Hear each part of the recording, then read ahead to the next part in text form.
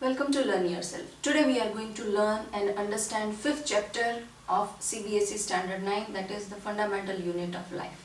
In this chapter we are going to discuss about cell, the prime features about cell, what all types of cells are there and how we have discovered the cell.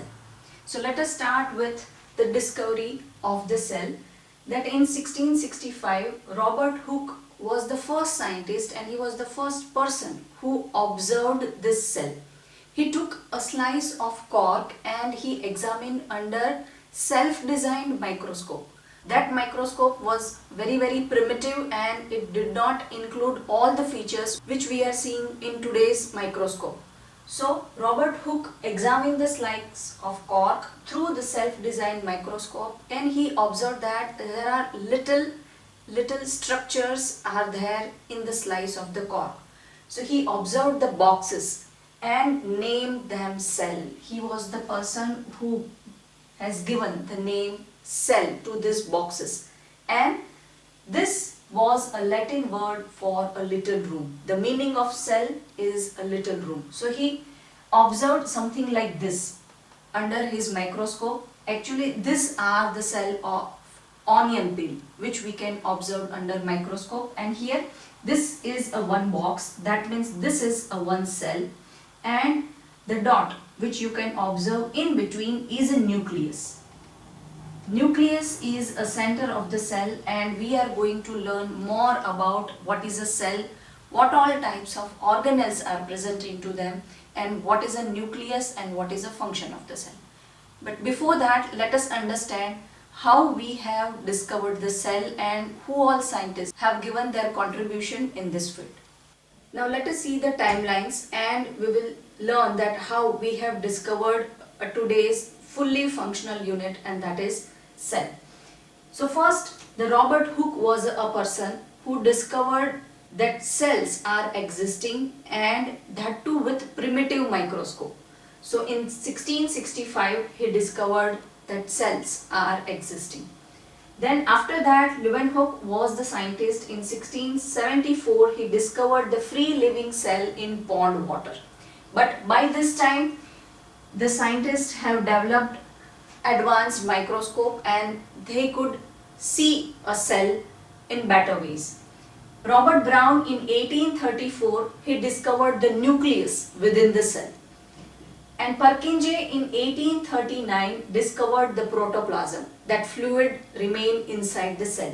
For example, if this is a cell, then center of the cell is a nucleus, and here within the cell one fluid will be there. That fluid is named as protoplasm. So Purkinje discovered the protoplasm, that is a fluid remain inside the cell. Then Schlinden and Schwanz were two scientists who presented the cell theory in 1838 and 1839. Virchow was the scientist in 1855. He discovered that all cell arise from the pre-existing cell. So he discovered and he gave an advanced cell theory that cells are multiplying from previously existing cell, and that is how we discovered all about cell.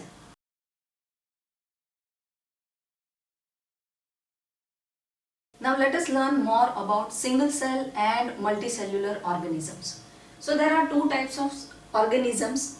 The organisms which are having only one cell in their body. So their whole metabolic process are happening just within one single cell. They are termed as single cell organisms. Under this category, the amoeba, chlamydomonas, paramecium and bacteria are the one who are having only one cell in their body. So they are known as single cell organisms. Whereas multicellular organisms are fungi, plants and animals are there. So in multicellular organism, there are varieties of cells which are present in the body, and there are so many metabolic processes happening in their body, and for each and every metabolic process they are having a different types of cells to perform that process and to perform that function. So that's why they are known as multicellular organism. Now cell divides and produce cells of their own kind. Here also the single cell organisms, they will divide and they will multiply. So they will generate organisms like their own kind. Here also in multicellular organisms, the cell will divide and they will produce new cells just like them. All cells come from pre-existing cells. Whatever cells are existed, they will divide. So the new cells are coming from pre-existing cells. Now let us learn some more features about cell.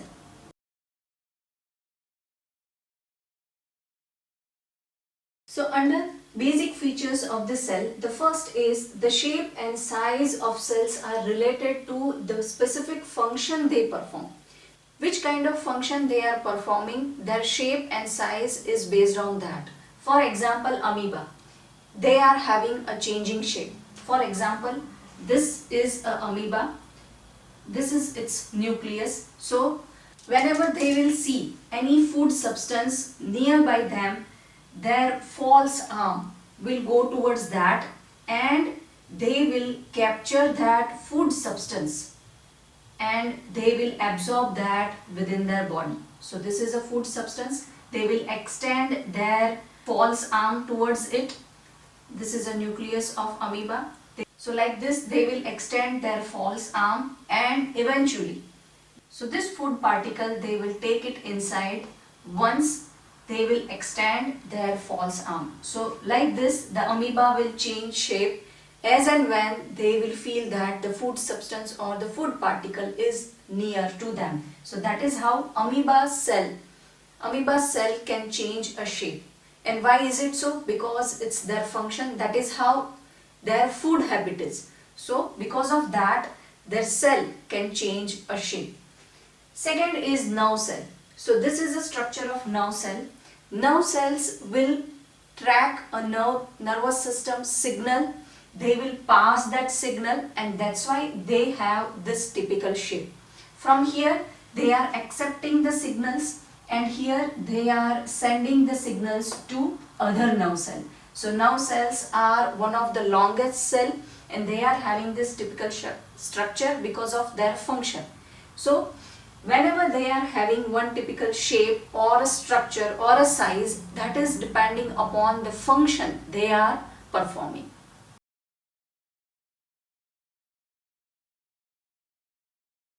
Our second point is each living cell has a capacity to perform certain basic function.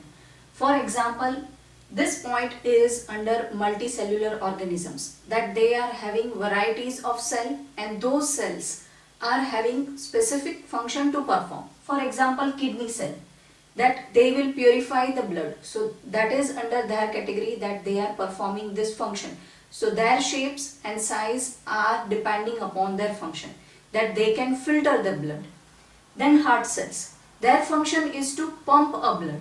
So their shape and size is based on the function they are performing. So each and every cell's function is well defined and their size and shape is based on that.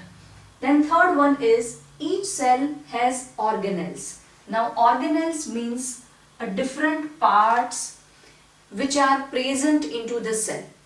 They are, we can say that, a different division, that they are performing different and certain activities for the cell, such as they are cleaning up the cell, they are making new material in a cell, or they are helping cell in division of the cell. These organelles are small units present within cell so that they can perform certain functions for that particular cell. So each organelles perform different function. Within cell also different functions are happening, different activities are going on. So for different activities, different organelles are present within the cell and together they constitute a basic unit called cell. So any organism's basic structural and functional unit is a cell. Why it is structural? Because structurally, if you will see, then a very smallest unit is a cell. Functionally means any activity which is happening inside a body, that is happening at a cell level. that is the smallest unit who is working for a body. So cell is a structural and functional unit of a body, and within cell there are so many different units called organelles. They are performing different function for the cell, and it is depending upon what type of cell they are, what type of function they are doing. Based on that, the types and size will vary, and based on that, the presence of organelles will also vary. Now in coming segment, we are going to discuss so many more organelles and their function, and we will see that within a smallest unit of a cell, how many different types of organelles are present. Structural organization of the cell. In previous video, we have discussed that what is a cell, how we have discovered the cell, and what all are the important features of the cell. Now going little deep inside the cell, and we are going to discuss that what all organelles are present into that and how the structurally cell look like. So these are the structural organization of the cell, that means how the cell is from within, what all structures, what all units are present inside the cell. So first is a plasma membrane. Membrane is a kind of a curtain which will allow material inside the cell and it will send material outside the cell. So that is a plasma membrane. Cell wall. Cell wall is only present into the plant cell. Humans and animals do not have a cell wall. Third one is the nucleus. Nucleus is a center of the cell and it will coordinate all the activities in and around the cell. Fourth one is the cytoplasm. Cytoplasm is very important organelle of the cell and it will give a fluid structure to the cell. Cytoplasm is a fluid present inside a cell in which number of organelles will float and they will perform their activities. Then fifth one is some of the important cell organelles which are performing their function for the cell. First one is endoplasmic reticulum, then Golgi apparatus, lysosomes, mitochondria, plastids and vacuoles.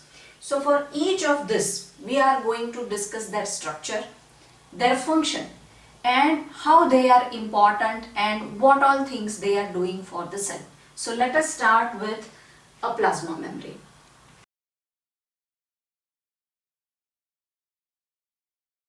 Plasma membrane. The function of the plasma membrane is it allows or permit the entry and exit of some of the material in and out of the cell. So membrane is kind of a curtain.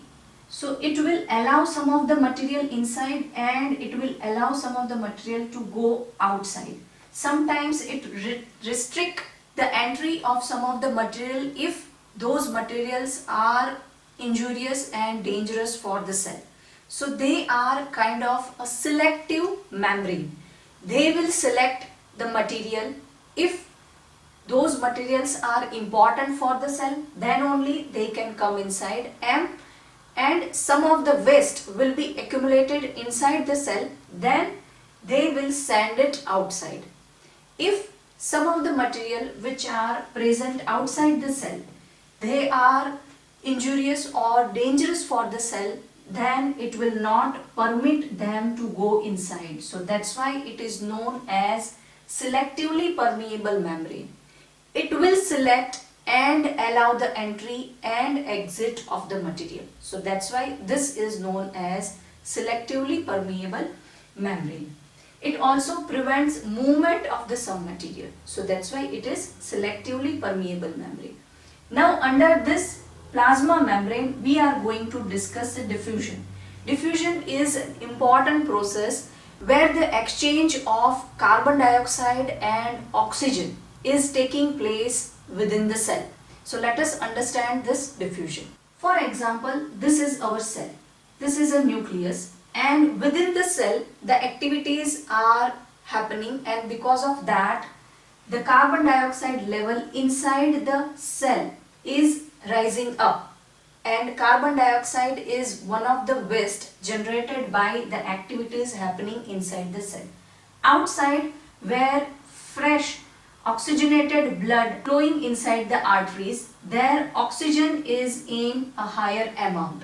So cell needs to send this carbon dioxide out and oxygen needs to come in because to perform some more activities. So here the carbon dioxide will go out and oxygen will come in. Now how this is going to happen? That is happening via the process of diffusion. Diffusion is a process in which the material go from high concentration to low concentration. What is the meaning of concentration? Means amount. From high amount they will go to low amount. For example, when the cell is performing certain activities, their carbon dioxide level will rise up. So here concentration of carbon dioxide is high. Within the cell, the carbon dioxide concentration is high because they are performing certain activities and this waste is accumulated inside the cell. Outside, the oxygen level is high because the fresh oxygenated blood is flowing through the arteries. Now, as per the law of diffusion, from the high amount or from the high concentration, material will go to low concentration.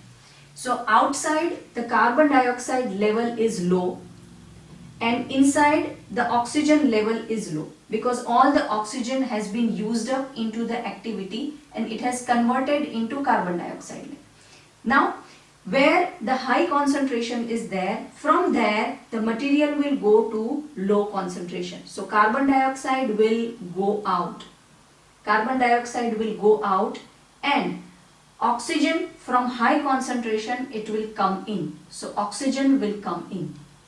Because diffusion is a process from where high concentration to low concentration material movement will happen.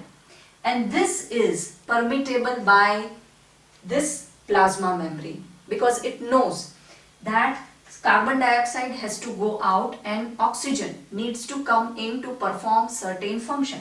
So that's why oxygen will come in from high concentration to low concentration and carbon dioxide will go out from high concentration to low concentration. This will happen when carbon dioxide will accumulated within or inside the cell.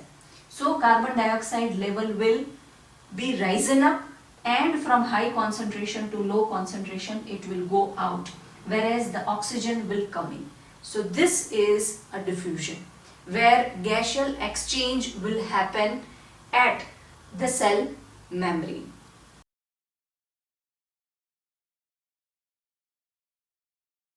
When gaseous exchange happens because of its concentration, that movement of gases from high concentration to low concentration, that movement is known as diffusion. When water will follow the same diffusion laws, it is known as osmosis. So in osmosis, water obeys diffusion law.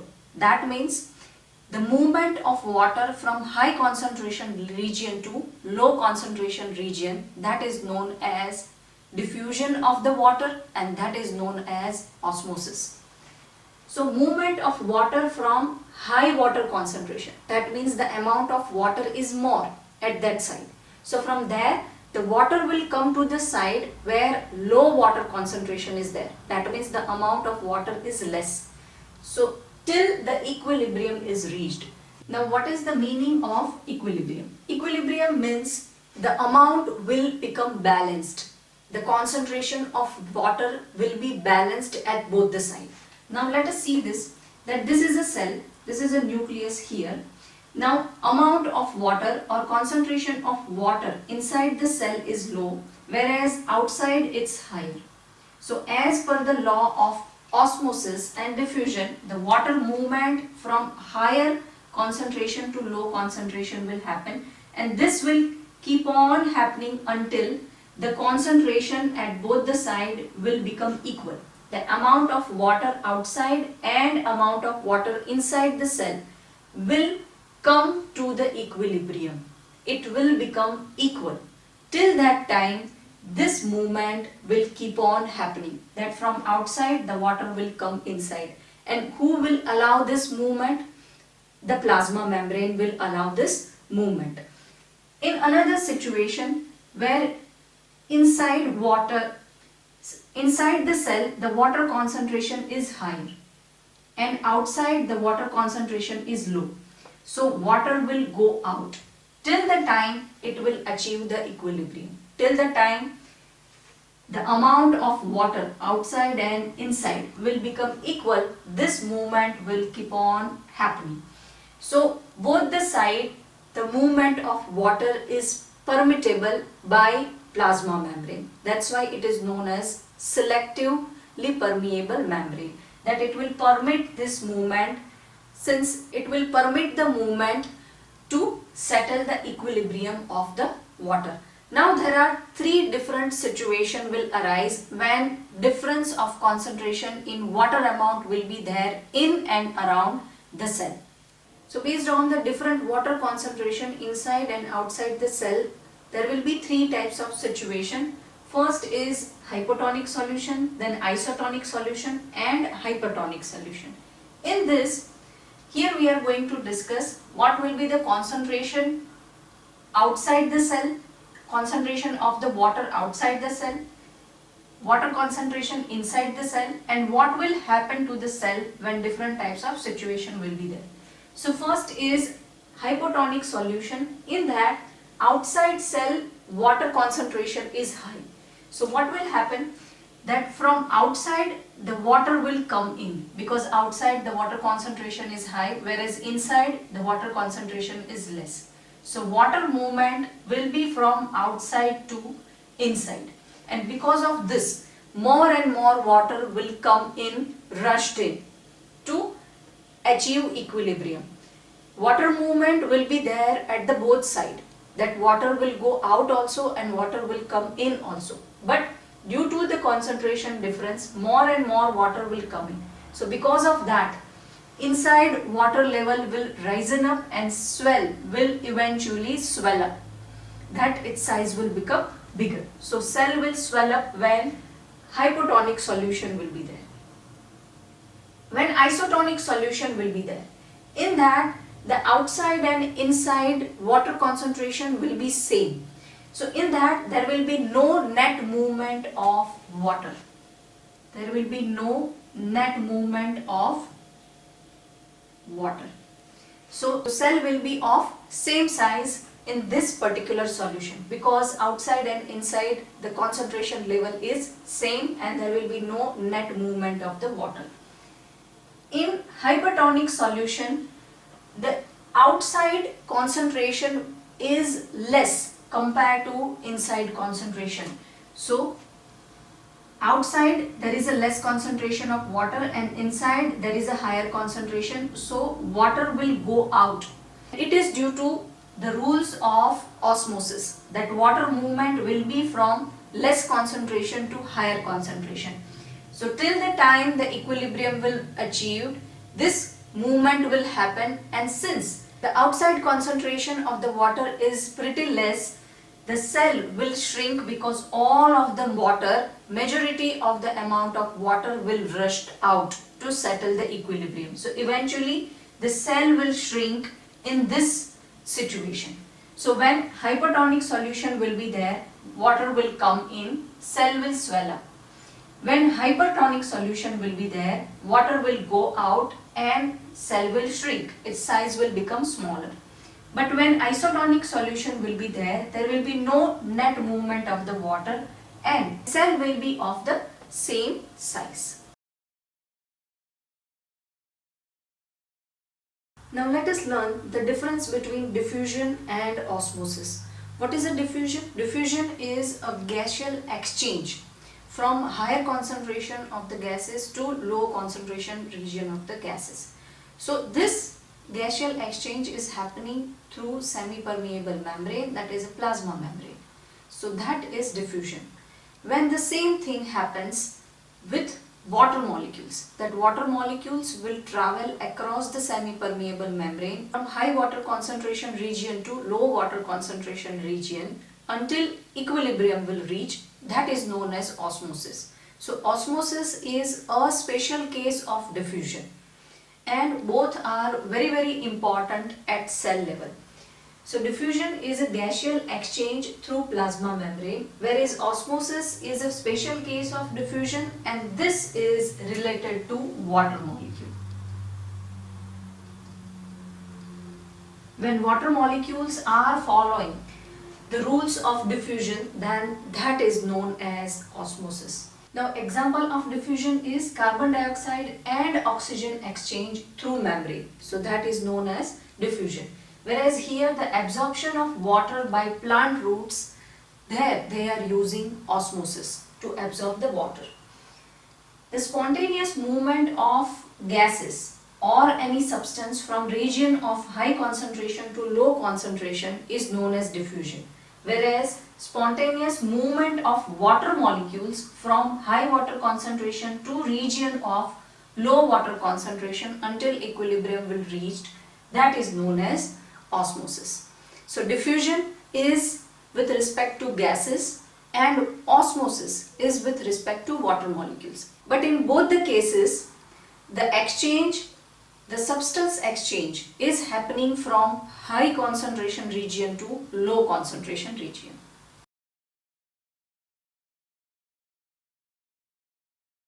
Now let us learn some of the main features of plasma membrane.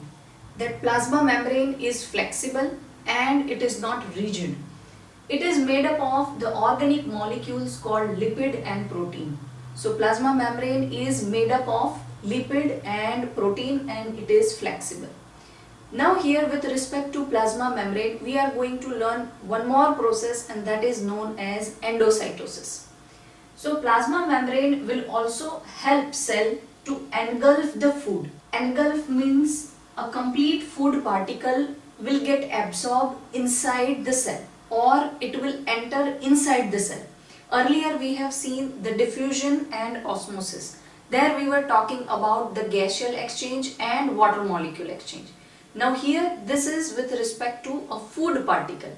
That complete food particle will enter from the selectively permeable membrane, and that is known as endocytosis. This process is known as endocytosis. If there is a gaseous exchange, that is known as diffusion. If there is a water molecule exchange, then it is known as osmosis. But here when there will be an engulfing of the food particle, then it is known as endocytosis, and that we can see it in amoeba. So for example, amoeba, its cell structure is not fixed. Amoeba can change its shape. So as and when it will locate a food particle like this, it will extend its false arm or pseudopodia, and it will take that food particle inside the cell through the plasma membrane. So this process is known as endocytosis. So plasma membrane will also help cell to engulf the food and other material. Not only food particles, but some other materials which are important for the cell, those material also they will take it inside from the surrounding. So it is known as endocytosis, and example is amoeba. Here this example shows that food particle is coming within, or it is entering inside the amoeba cell. It is not only for the food particle. Wherever they will locate any important material which is a requirement of the cell, then that material also they will take it inside. So this process is known as endocytosis.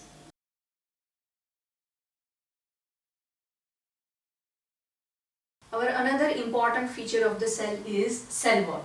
Plant cell, in addition to plasma membrane, have another rigid outer covering. Earlier we have seen that plasma membrane is a flexible and it is made up of lipid and protein molecule. Plasma membrane will be within, and outside covering is rigid, and that is known as cell wall. And this cell wall is only present in plant cell. It is not present in animal cell. So in plant cell, in addition to plasma membrane, the another rigid outer covering is there, and it is known as cell wall. It is something like this. If inside plasma membrane is there, then outside cell wall is there. It is rigid and it is strong. It is made up of cellulose and it gives structural strength to plant. Plant needs to stay upright, and this structural strength will be given by the cell wall to each and every cell. So this cell wall is made up of cellulose, it is rigid and it is an outer covering of the cell. When living plants loses its water, through osmosis there is a contraction of content of the cell. So from here the cell content has started, and here there is a plasma membrane.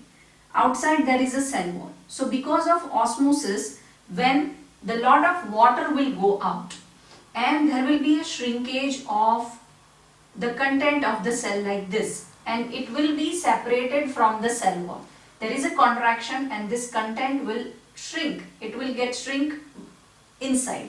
So that is known as plasmolysis. This process or this phenomenon is known as plasmolysis. When living plant loses water through osmosis, there is a contraction of content of the cell away from cell wall, and this phenomenon is known as plasmolysis. So this is plasmolysis, and this happens because of osmosis. And through osmosis, when lot of water will be loses up from the cell, then inside content will contract and it will get separated from the cell wall. So that process is known as plasmolysis.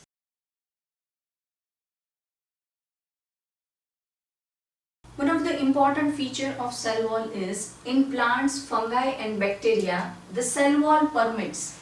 In plant, fungi and bacteria, the cell wall permits the cell to withstand very dilute external media without bursting. So when hypotonic solution is there. Now what is the meaning of hypotonic solution? That water movement will be from outside to inside. That is known as hypotonic solution. So when water will get in via semi-permeable membrane, the cell will likely to swell up. So if the cell is something like this, then water will rush in because of the concentration difference, and this happens in hypotonic solution when inside concentration is less. So from outside the water molecule will come in and the cell is likely to swell up. Now in this case, when cell will swell up, the cell content will extend a pressure to the cell wall, and here this is a outside covering, that is cell wall, and it is a rigid structure. So it will also equally exerts the pressure inside. So it will help cell not to burst in this situation when cell will swell up. So cell swells, building up the pressure against the cell wall. So this content will build up a pressure, and that is towards the cell wall. This inside content will build up a pressure because it has become swollen. Now cell wall is a rigid structure and it will exert pressure towards inside, and it will help cell to survive in this difficult situation. But their wall exerts equal pressure against it and help them to survive without bursting. So in very dilute medium, plants, fungi and bacterial cell will survive because of their cell wall. So cell wall is giving a strength and structure to any particular cell.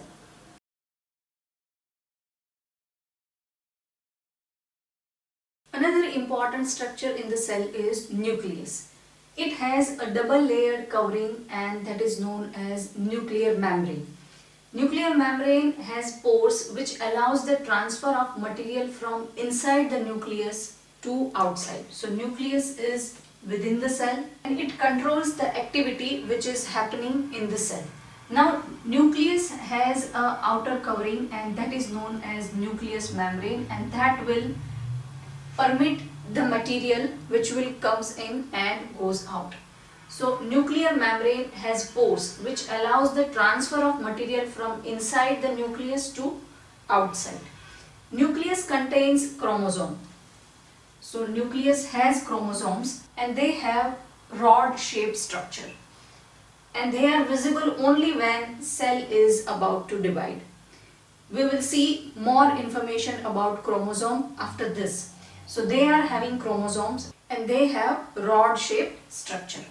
Nucleus plays important role in cellular reproduction and determines cell development, maturity of the cell and all the types of chemical activities. So basically, nucleus will direct the cell to perform activities. When the cell will about to mature, it will direct cell division and it will help in cell division.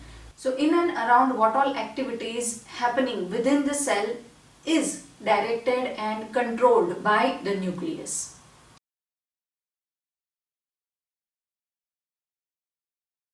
Now within the nucleus, chromosomes are there. They are rod-shaped structures. They contains information for inheritance of characters from parents to the next generation in the form of DNA. So they have all this inheritance information, but in the nucleus they are in the form of DNA. And full form of DNA is deoxyribonucleic acid. So in the form of DNA they are storing the information which is about inheritance of characters from the parents to the next generation. Chromosomes composed of DNA and protein. So these two things will be there inside the chromosomes, that is DNA and protein. What is DNA? It contains the information for the construction and organization of the cell. Now functional segment of DNA is genes. So how the DNAs are working, it is based on the genes. So the functional segment, the thing which is working for the DNA is a genes.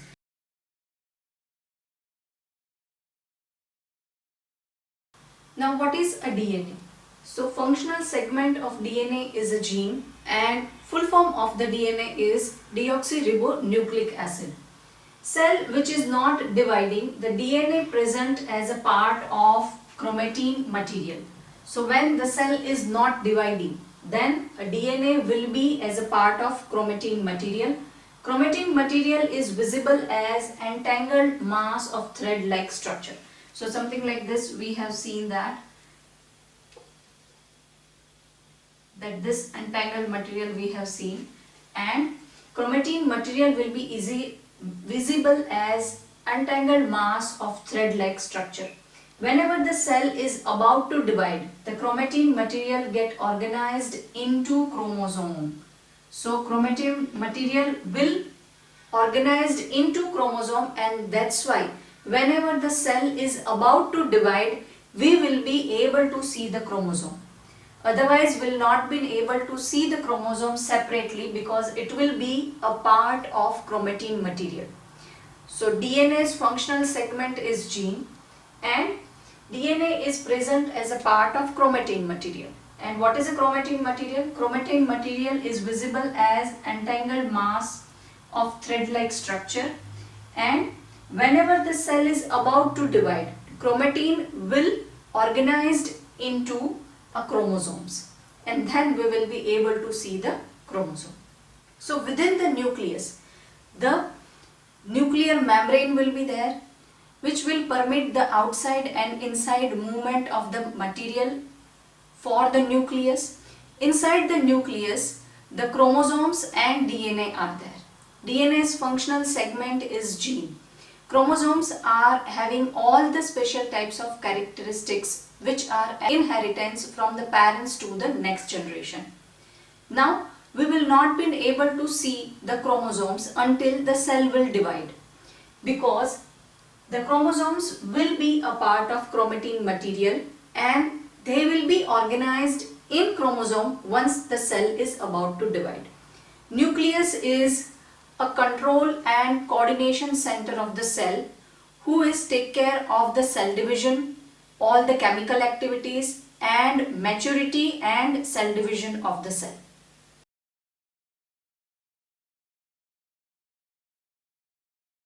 Now, based on the nuclear region differences, there are two types of bacteria and there are two types of organisms.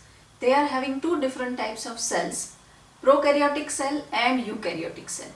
The organisms which are having very primitive cell structure, they are termed as prokaryotic bacteria, and the organisms which are having advanced cell structure with nuclear membrane and with well-defined nuclear region and cell region, they are termed as eukaryotic cells or eukaryotic organisms. So the nuclear region will be poorly defined, that there will be an absence of nuclear membrane. Earlier we have seen that nucleus is separated from the cytoplasm and other cell organelles with nuclear membrane. This membrane is responsible for the material movement and to separate the nucleus from other organelles. So here nuclear membrane will be absent in prokaryotic cell. Such undefined nuclear region containing only nucleic acid is called nucleoids. So into that there is no well-defined nucleus space and they are having a nucleic acid, and that is called nucleoids. So prokaryotic cells are having nucleoids. They do not have well-defined nuclear membrane and nucleus, but they are having nucleic acid and it is known as nucleoids. Lacking in nuclear membrane, they are termed as prokaryotes. Many functions performed by poorly organized cytoplasm. We know that within the cell there will be a region where the nucleus will be there. That is a control center of the cell. This nucleus is controlling all the chemical activities and material movement and division activities of the cell. So that is control and coordination center of the cell. So that nucleus membrane will be absent, which is allowing the material movement, and that will be done by the nucleoids. So the fluid present into the cell, that is cytoplasm, and many functions performed by poorly organized cytoplasm. The chlorophyll is one of the important organelle. The chlorophyll is responsible for the photosynthesis process. Now that photosynthetic prokaryotic bacteria, the chlorophyll is with the membranous vesicles but not with the plastids. In coming topics we are going to discuss the plastids, and into the plastids, the green plastids are having the chlorophyll, but the prokaryotic bacteria which are having a primitive cell structure, here the chlorophyll is not with the plastids, but the plastid is with membranous vesicle. The cell which are having a nucleus membrane and well-defined nucleus region, they are known as eukaryotic cell. So advanced cell structure with all the important organelles and well-defined activities we can see in eukaryotic cell. Whereas prokaryotic cells are primitive cell structure and their cytoplasm is responsible for all the activities, and that cytoplasm is poorly organized.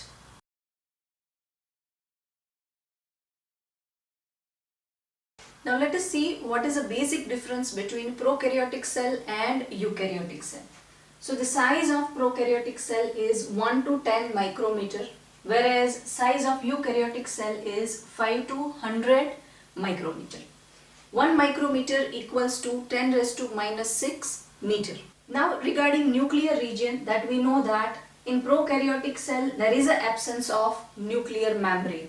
Whereas in eukaryotic cell this is well defined and well advanced cell. The cell structure and nuclear region is well defined and it is surrounded by nuclear membrane. Chromosomes count in prokaryotic cell is single. So they are having single chromosome in their cell. Whereas in eukaryotic cell more than one chromosomes are present. Here in prokaryotic cell, membrane bound cell organelles are absent. Membrane bound cell organelles are absent and all the activities will be organized by a cytoplasm. Cytoplasm is also poorly organized, but all those activities will be at very primitive level because membrane bound cell organelles are also absent. Whereas here membrane enclosed or membrane bound organelles are present and there are various organelles to perform different function. Here eukaryotic cells are bigger than the prokaryotic cell and they are having well defined nuclear region more number of chromosomes, and they are having well defined and membrane enclosed organelles to perform various functions. Whereas in prokaryotic cell, the cell size is very small, nuclear region is not defined, all the activities will be performed by poorly organized cytoplasm, and membrane bound organelles are also absent. And more to that, only single chromosomes are present into them.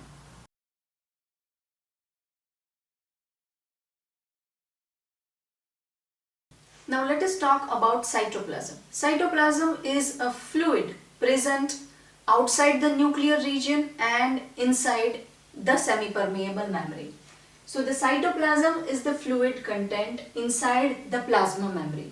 Here, if this is our cell, then here this is a fluid and this is our nuclear membrane and nuclear region. So here whatever fluid will be there, that is known as cytoplasm. Into the cytoplasm, n number of organelles are present which are responsible for different function and activities into the cell. It also contains specialized cell organelles. So these cell organelles are present within this fluid, that is cytoplasm. Now here we are going to discuss special case of the viruses, because viruses are lack of any kind of membrane. So viruses generally enters into the host cell, and then that cell they are capturing, and then they will come into life form and they are performing all their metabolic process with the help of host body cell. So viruses lack any of the membrane, hence do not show any characteristic of life until they enter into a living body.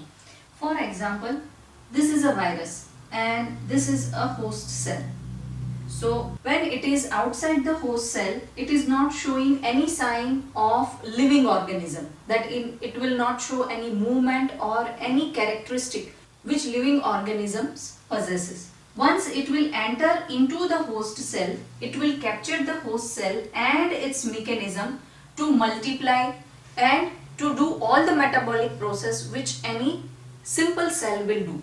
So once it will enter into a host cell, it will use the host cell's organelles and its material to multiply and survive. So until and unless it will be within the host cell, it will not show any kind of characteristic or signs which all living organisms possesses. So that's why viruses are a special case, that they are lacking in the membrane and they will not show any kind of characteristic or signs of life until they enter into a living body cell.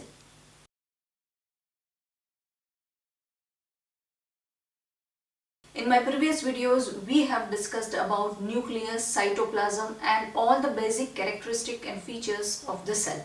In this video, we are going to discuss about cell organelles, and going forward, we are going to discuss all the different types of organelles. They are endoplasmic reticulum, mitochondria, Golgi apparatus, plastids and lysosomes.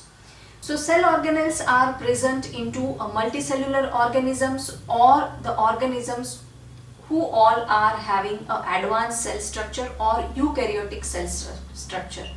Because in this cell, there are n number of chemical activities are happening, and all those activities are different activities and they are based on the functions which the cell is performing. So all these activities needs to be separated among the specific region. So this region has been provided through organelles. So large cell needs a lot of chemical activities to support their complicated structure and function. To keep these activities separate from each other, the cell use membrane bound little structure, and that is organelles within themselves. So one cell and small organelles will be present over there, and they all are membrane bound, because in each and every organelles different types of activities are going on. We need to separate these activities because their product will be different and their function will be different. So to do so, all organelles are membrane bound. and that's why they all organelles are membrane bound, so that they will be separated from each other.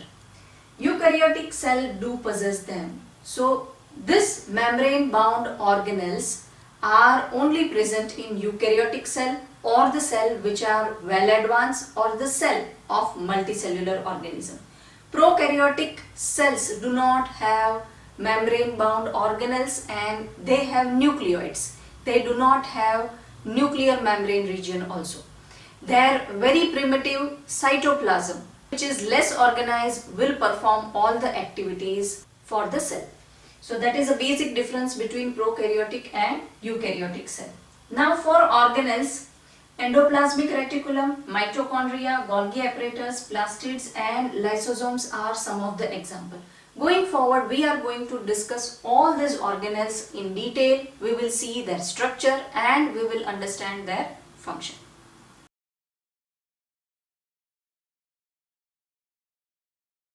Now let us discuss about ER. ER is a short form of endoplasmic reticulum. What it is? It is a large network of membrane-bound tubes and sheets. It looks like long tubules or round or oblong bags or vesicles. So generally these are tube-like and vesicle-like structures, and there are two types of ER. That is, two types of endoplasmic reticulums are available into the cell. First is rough endoplasmic reticulum and second is smooth endoplasmic reticulum. Now these two reticulums are based on their surface. That ER has a rough surface, then it is termed as RER, and ER has a smooth surface, is termed as smooth endoplasmic reticulum, and based on their structure, that rough and smooth, their function also will be varied. So now we are going to discuss about the difference between RER and SER and why their surface is rough and why their surface is smooth, and based on that their function will also vary.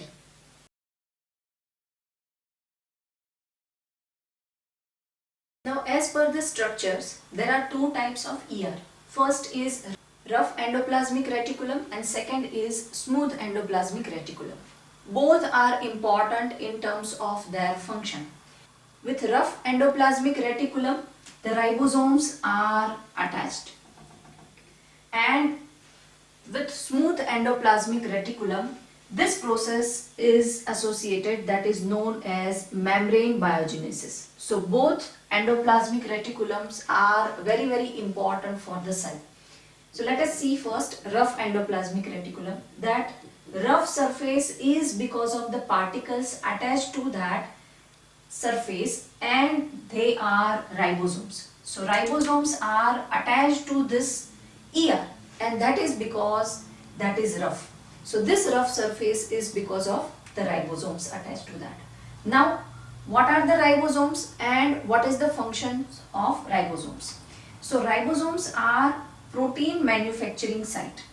They send this protein to various places in the cell using ER. So this rough endoplasmic reticulums are having a ribosomes attached to that surface. So that's why their surface looks rough. And these ribosomes are actually protein manufacturing site. So ribosomes are manufacturing protein and they are manufacturing this protein and they are sending to individual places in the cell where and all they require the protein. So they are manufacturing and they are sending this protein with the help of ER. So there they are taking the help of ER to distribute the protein where and all they required into the cell. So that is the function of rough endoplasmic reticulum. Now smooth surface is there here, and that is termed as smooth endoplasmic reticulum. What is the function of this smooth endoplasmic reticulum? That it helps in manufacturing of fat molecules or lipid. So they are helping in fat molecules and into the lipid. Now lipid molecules are used in various cell functions, and as well as they are used in building the cell membrane. We know that what is a cell membrane? Cell membrane are the semi-permeable membrane which allows the transfer or the movement of material inside and outside the cell. So into the manufacturing of cell membrane, lipid molecules are important, and those lipid molecules are manufactured at smooth endoplasmic reticulum. So what is membrane biogenesis? That smooth endoplasmic reticulum helping in manufacturing of fat or lipid molecule, so that lipid molecules in turn can manufacture cell membrane. So that complete process is known as membrane biogenesis, and that happens at smooth endoplasmic reticulum. It also helps in detoxifying many of the poisons and drugs. Some of the substances which are injurious or dangerous for the cell, so those substances will be detoxifying by smooth endoplasmic reticulum.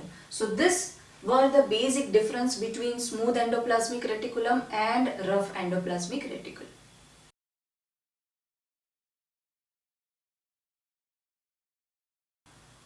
Our another important organelle is Golgi apparatus.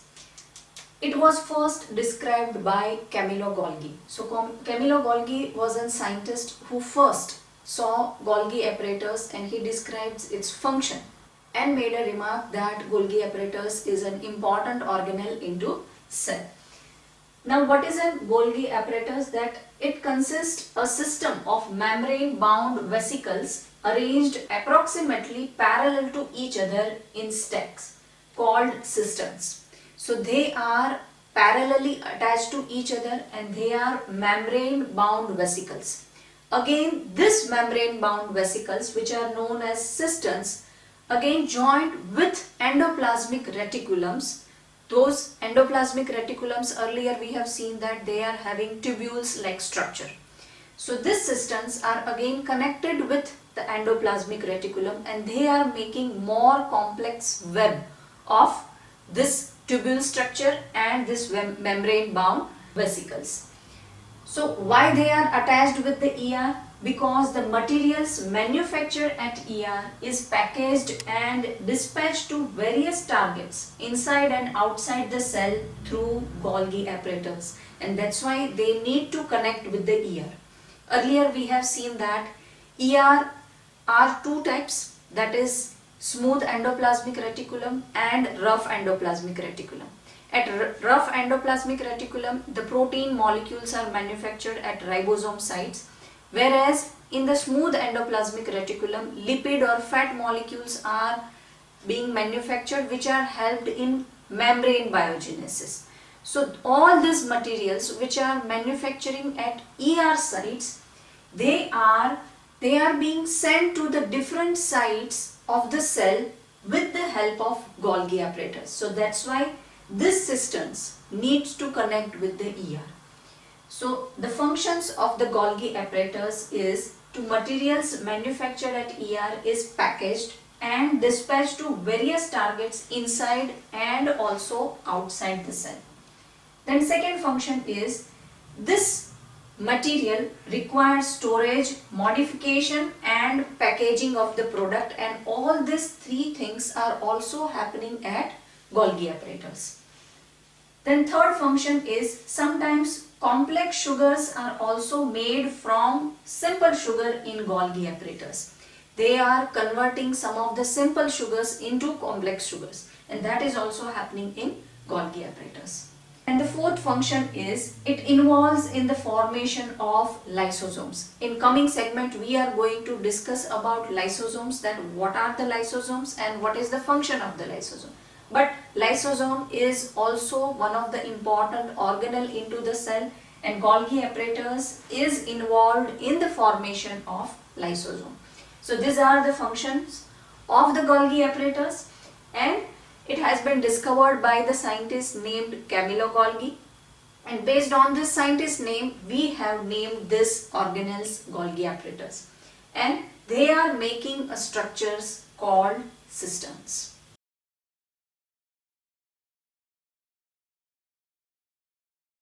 Our another important organelle, that is lysosome. This is also known as suicidal bag of the cell. Now let us discuss about lysosomes, that they are membrane bound sacs filled with digestive enzymes. So they are membrane bound. We know that in animal cell all the different types of organelles are membrane bound. Membrane bound means that organelles will be within the membrane. So whatever material they are producing or whatever activities they are doing, that will not be mixed up or they will not interfere in another organelle's function, or those material will not be mixed with another organelle's material. So that's why each and every organelle in animal cell are membrane bound and they have their own specific region. So these lysosomes are bags and they are filled with digestive enzymes. These digestive enzymes are made by rough endoplasmic reticulum. So the enzymes, the digestive enzymes which are present in lysosome, that is manufactured by rough endoplasmic reticulum. Now the functions of lysosomes are, they are waste disposal system of the cell. This helps to keep the cell clean by digesting any foreign materials entering into the cell, for example bacteria or food. Through the cell membrane, when any material or bacteria which are harmful for the cell, they are entering into the cell, so this digestive enzyme present into lysosomes will digest them and they will help cell to survive. So they are waste disposal system of the cell. Sometimes food particle also they will digest it if the food particles are not good for the cell. It breaks down complex substance into the simple substance because they have powerful digestive enzymes. During the disturbance in cell metabolism, so when cell is performing any activity, any function, during that time if some disturbance will happen and due to that the cell will get damaged, then lysosome may burst and enzyme digest their own cell.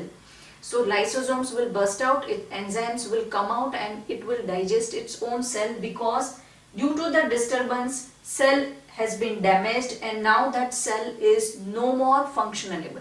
So that's why this lysosome will burst and its enzyme will come out and it will digest its own cell. So there will be no waste will remain after this cell will get digested.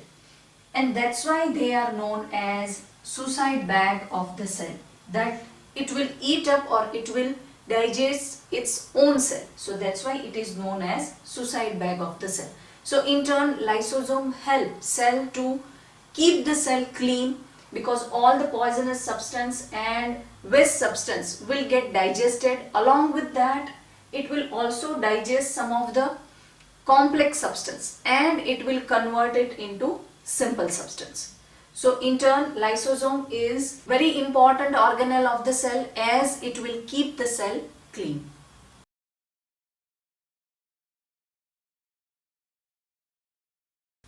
Our next important organelle is mitochondria. It is a powerhouse of cell because it has ATP. ATP is adenosine triphosphate and this molecules generally cell is using when cell requires certain energy to perform a function. So it is a powerhouse of the cell. It has two membrane covering. So mitochondria has two membrane covering, that is outer and inner membrane. Outer membrane is a porous one whereas the inner membrane is deeply folded. Now this folds, this inner membrane has a folds and this folds increase the surface area of ATP generating chemical reactions. So why mitochondria has folds? Because it will increase the surface area for ATP generating molecules. Now what is the ATP? The full form of ATP is adenosine triphosphate and that is an energy currency of the cell. Why it is known as energy currency? Because whenever the cell requires certain energy, it uses this molecule. So cell will get the energy. So that's why it is also known as energy currency of the cell, powerhouse of the cell, because mitochondria is producing, manufacturing ATP. Body uses energy stored in ATP for making new chemical compounds and for mechanical work. What all functions are performed by the cell? They all functions will be done with the help of energy. Now that energy is stored in ATP. They have their own DNA. So mitochondria has their own DNA and ribosomes. And that's why they are able to make their own protein. So mitochondria has ATP generating sites. They store this ATP molecules, and other than ATP they have DNA and ribosomes, and because of that they can make their own protein. We also refer mitochondria as powerhouse of the cell, and ATP is known as energy currency of the cell.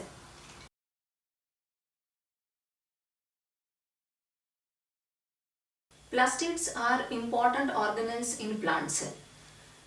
They are present only in the plant cell, and they also have DNA and ribosomes. So like mitochondria, they have their own DNA and ribosomes, so they can manufacture their own protein molecule. Apart from this, there are two types of plastids. One is chromoplast and other one are leucoplast. Chromoplast are having a different color pigments. In that, chromoplast are color pigment, whereas leucoplast are white or colorless pigments. It has a pigment that is chlorophyll, and that is named as chloroplast. So chromoplast has a pigment chloroplast, and it is containing chlorophyll. So chlorophyll is important for the photosynthesis process in the plant. They also have orange and yellow color pigment. Now regarding chloroplast, internal organization of chloroplast has numerous membrane layers with stroma. They are similar to the mitochondria. So how the mitochondria structure is there, they are also having the same structure like mitochondria. So this is about chloroplast. Now leucoplast are white or colorless. Basically, they are primary organelles who will store starch, oils and protein molecules into them. So leucoplasts are colorless. Their function is to storage of all these materials, that is starch, oil and protein, whereas chromoplasts are colored pigment, and they have one pigment named chloroplast. So chloroplast has a chlorophyll into that is green color pigment, and it is responsible for the photosynthesis process in the plant. Other than this green color pigment, they do have orange and yellow color pigments. So plastids are only into the plant cell, and they have their own DNA and ribosomes into them.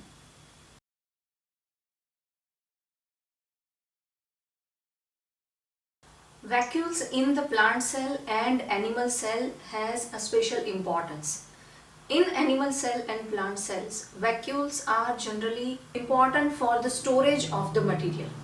They are storage sac, that means they are a bags type of structure, and they are used to store solid or liquid material.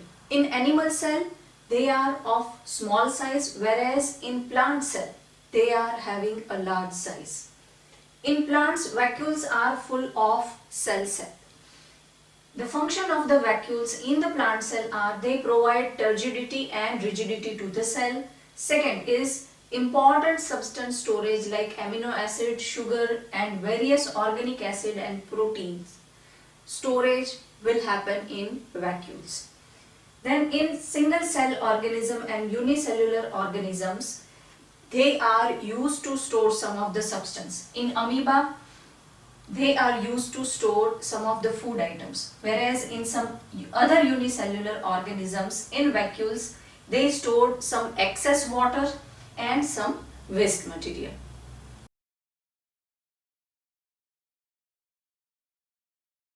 Cell division means a cell will divide for repairing of a tissue or a growth of new cell or into the reproduction. So all these are termed under cell division. So the process by which new cells are made is called cell division. So cell division is generalized term used for meiosis and mitosis. In this process, new cells are formed in organisms in order to grow to replace old. That means old cells will get replaced by new cell, and dead and injured cell will get replaced, and to form gametes required for reproduction. Now there are two types of cell division, mitosis and meiosis. Mitosis is the process which is happening for the cell growth. New cells will develop, or the cells which will replace the old cell, dead cell or injured cell. So in that process mitosis will happen, whereas meiosis is used in reproduction.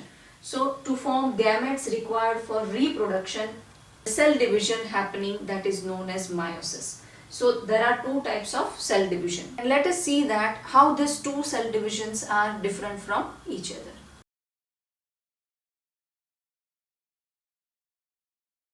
Now let us understand the difference between meiosis and mitosis. Mitosis is the process which is used in repairing of the old cell or to generate a new simple cells. Whereas meiosis is the process which is specifically used in reproduction system, and the gamete will divide and give rise to offspring. So here in the mitosis, the process of cell division by which most of the cell divides for the growth.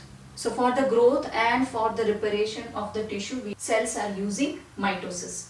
In this, one mother cell will be there. So from one cell we will get two identical new cell, and they are known as daughter cells. Why they are identical cell? Because the number of chromosome here in the mother cell, those number of the chromosomes will be there into the daughter cell. So each cell, that is mother cell, divides to form two identical cells and same number of chromosomes as mother cell. From one parent cell we will get two identical new cell. So this parent cell is called mother cell, whereas two new cell which we will get, they are identical and they are termed as daughter cell, because they will be having a same number of chromosomes as parent cell. Now in meiosis, what is the process? That specific cell divide to form gametes, which after fertilization give rise to offspring. So here first gamete will be there and that will divide, and after this gamete will fertilize, it will give rise to offspring. So after gamete the fertilization needs to be done, and from that fertilization half the number of chromosome will come. So here this will involve consecutive two division. This is first cell division and this is second cell division. So from here till here chromosomes has been reduced, and further it will reduce to half a number. So whatever the main cell will be there, from that when we will get the four new different cells, they will be having a half a number of chromosomes, because here this is a generation of the gametes. These gametes have been generated from the meiosis and through two different and two consecutive cell division. After this fertilization will happen and they will get their another half a number of chromosome from another parent. So that's why the new cell will have half a number of chromosome in this meiosis. This is a basic difference between mitosis and meiosis, that in mitosis chromosomes count will remain same and mother cell will give rise to two identical daughter cell. Whereas here in meiosis two consecutive cell division will happen.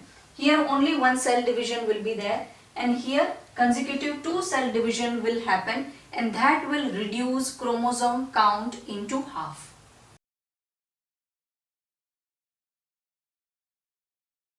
Hope this video has solved your doubts, and in coming videos we are going to learn some more important concepts. So don't forget to subscribe, learn yourself. I'll see you in next video. Till then, keep learning, keep sharing.